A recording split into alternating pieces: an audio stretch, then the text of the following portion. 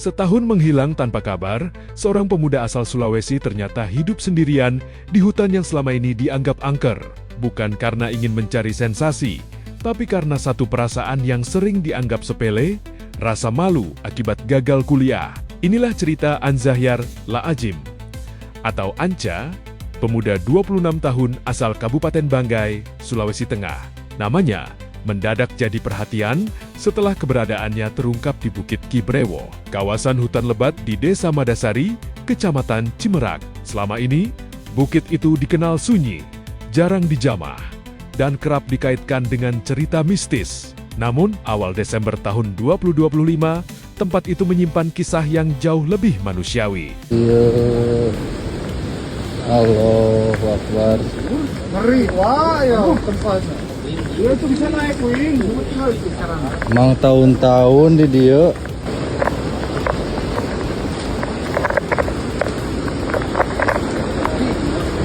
Jadi ieu teh anu meresahkan salila ieu ternyata cicing di dia emang tahun-tahun. Pasti uyuhan, ayo menghirup. Oh. Kunaon, jang maneh. Pika kieu, pasti ya Allah. Ieu nya cicing di dieu. Astagfirullahaladzim. Ya Allah.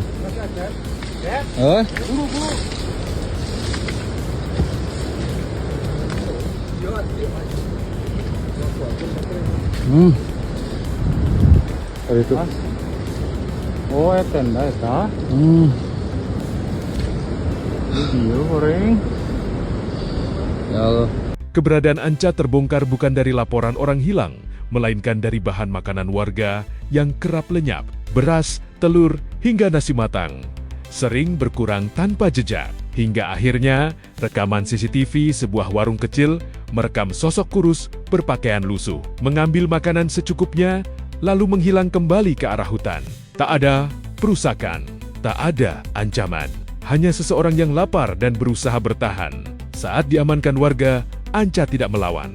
Ia mengaku telah tinggal di hutan itu selama sekitar 1 tahun. Ia kabur dari Bandung karena tak sanggup menghadapi tekanan keluarga untuk melanjutkan kuliah. Rasa gagal dan malu membuatnya memilih menghilang, menjauh dari semua orang. Ironisnya, keluarga Anca di Tasikmalaya sudah kehilangan kontak selama 3 tahun.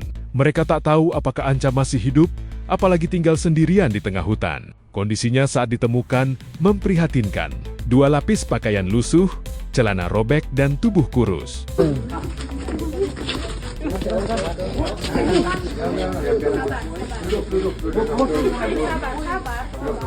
Iya bisa. Sok mending ngaku ngobrol sih bener sok, sing jujur. Sing jujur. Apa, sok? Di mana? Hilang kok, boy. Urang mana? Lamun boga keluarga sing pugu, keluarga nasaha. Sok meureun kudu dipapai keluargana. Tergantung kena enak. Kunaon maneh mangna kieu? Itu masalahna ieu teh terjadi geus hampir 1 tahun. Cinta. Oh, enggak paham bahasa Sunda. Kamu orang mana? Kamu orang mana? Tinggal di mana sekarang kok bisa ada di pantai Madasari terus? Kamu teh udah 1 tahun meresahkan. Ini korbannya pertama, terus di sana kan ada lagi. Asli mana? Sulawesi. Sulawesi. Terus sekarang tinggal di mana? Hah? Yang kenceng ngomongnya, kedengeran tuh, biar pada dengar. Hah? Luntang lantung. Maksudnya tempat tinggal kamu sekarang yang didiemin apa di gua, di gubuk ada nggak? Ada. Di mana? Di tebing, di guha. Tebing. Di tebing, di bawah pohon. Nih, Gimana? Gak mau pulang? Saya malu mau pulang. Jujur aja kamu DPO bukan? DPO apa? Iya, jujur aja, Buronan polisi bukan? bukan? Buronan polisi bukan? Kalau buronan polisi buat apaan? Saya minum makanan dulu.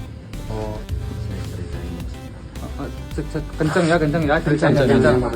Tenang aja kamu, Tenang, pokoknya nggak apa-apa, tenang. kalau kamu Tenang, bicara tenang. jujur, malah kamu aman posisinya. Saya nggak lulus kuliah. Udah lulus kuliah. Terus? Kuliah saya banyak masalah. Karena malu udah dibiayain jauh dari Sulawesi. Saya nggak tahu mau gimana. Awalnya pengen mati. Saya udah sampai ke tengah tempat orang mancing. Saya pernah Jok terus sampai ke laut menuju buat mati. Gimana? Kenceng mas, Kencang bisa. Lalu pengecut saya buat mati. Ya terus. Terus. Stop terus. Saya balik lagi ke tenda. Pertamanya saya makannya daging doang. Terus setelah itu karena saya habis masih waras makan dari sisa, saya sering muntah. Lihat kesempatan hujan-hujan, basah-basah, saya kedinginan, lapar. Udah sekitar 2 hari. Pertamanya cuma bisa doang, tapi kesana-kesananya karena udah makanan aja. Saya anterin ke tempat saya tinggal dan lihat sendiri. Saya cuma makan, nggak ada yang lain. Udah tuh. Di sini udah berapa lama di tebing? Lebih dari setahun. kan. Setahun KTP punya. Oh, nah itu kan tadi dibilang punya KTP enggak. Kata saya juga jujur aja. KTP mana? Itu. KTP-nya di mana berarti? Tadi udah ditanya KTP. Punya KTP enggak kata saya kan? Di tas ada di tas. Sok makan aja dulu makan. Sok makan aja makan. Relax, santai. Sambil cari teman. Soalnya kalau orang tuanya di sini kepala puskesmas, Iya. jadi mungkin tidak mampu. Itu yang jadi tekanan dari orang. Boleh dia ditahan saja dulu di situ mas, nanti saya kabari orang tuanya. Di tempat persembunyiannya hanya ada wajan bekas, sisa makanan sederhana, dan bekas api kecil untuk menghangatkan badan. Jika sangat lapar, ia mengambil sedikit makanan dari warung yang tidak dikunci. Di hari lain, ia bertahan dengan rebusan daun atau ikan yang terdampar di sungai kecil. Malam-malam panjang di Bukit Kibrewoh dihabiskannya dalam kesunyian. Suara serangga, angin laut, dan ketakutan yang perlahan menguji pikirannya. Ia bahkan mengaku pernah melihat bayangan besar berwarna hitam dan mendengar suara-suara samar, entah nyata atau hanya imbas dari tekanan mental yang terlalu lama dipendam. Namun yang paling berat bukan soal cerita mistis, melainkan rasa sendirian. Kok bisa gitu mas? Ke tenda kalau masih bagus bawa. Enggak, ini kan Ya?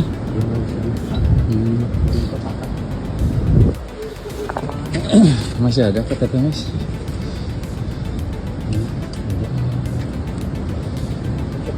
Oh ini mas masak di sini ya? Punya korek api.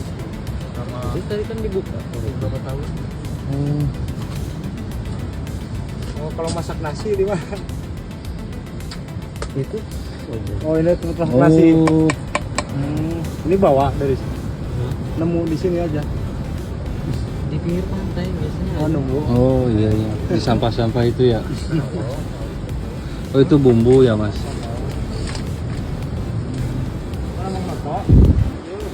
Ini apa mas? Punya si Oh punya Mang Oto. Udah gak apa-apa, santai aja mas.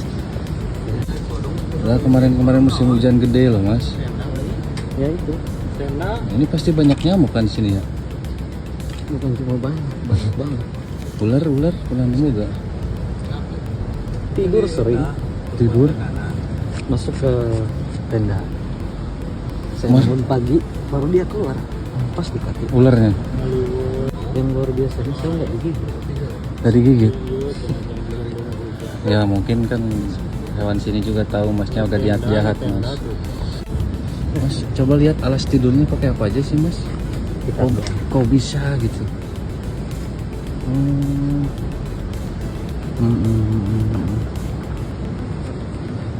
Gimana ini mau dibawain apa gimana? Nggak usah. Enggak, kalau mau dibawain dibantuin, mumpung banyak orang. Jadi gimana? Jangan bilang nggak usah, nanti mas kesini lagi loh mas. Setahun lebih loh mas di sini mas, gak berasa. Saya sendiri aja nggak tahu. Sendiri aja gak tahu kalau mas udah setahun lebih di sini. Ini sih apa sih mas? Rice cooker, Bukan plastik. plastik. Saya nemu keripik, Oh iya. tempat keripik itu yang Oh iya tahu. Toples. nah, Toples gede ya. itu yang saya taruhin punya monot Mana tuh? dilapis sama. Warga Madasari memilih tidak menghakimi. Jam di awal juga pasang CCTV itu karena rasa penasaran. Nggak ada niat, apalagi mau istilahnya mau penjarain. Nggak ada niat ke sana saya mah. Keluarga Anca bahkan menawarkan ganti rugi atas makanan yang hilang, tapi ditolak. Polisi memastikan kasus ini tidak dibawa ke ranah hukum. Semua sepakat Anca butuh dipulihkan, bukan dihukum. Hari itu juga keluarga menjemput Anca. Tangis pecah, pelarian berakhir.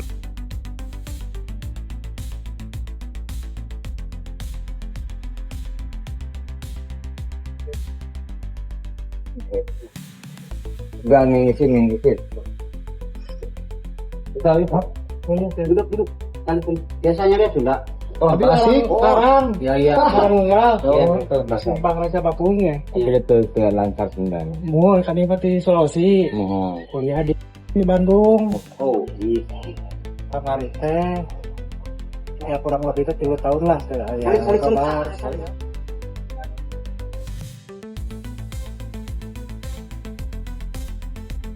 banget dan nah kamar itu dan Bandung ngarian di sekitaran itunya kalau kemarin maksudnya banam di danau di warung-warung gitu Tapi leras iya. kami Iya deh, emang jika ya problem juga anu angkatan tepal ini. Nah, abinya kirang ini upami mah kemana mah cuman terakhir info teh tadi kuliah.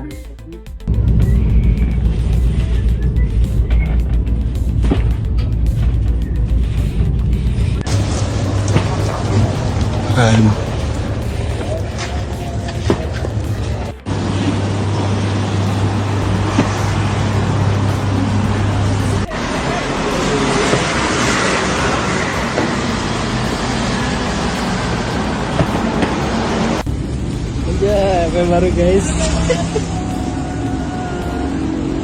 Bukit Kibrewo kembali sunyi, tapi kini menyimpan satu kisah tentang tekanan hidup, rasa malu, dan betapa pentingnya empati. Karena kadang yang membuat seseorang tersesat bukanlah niat buruk, melainkan beban yang tak pernah sempat ia ceritakan.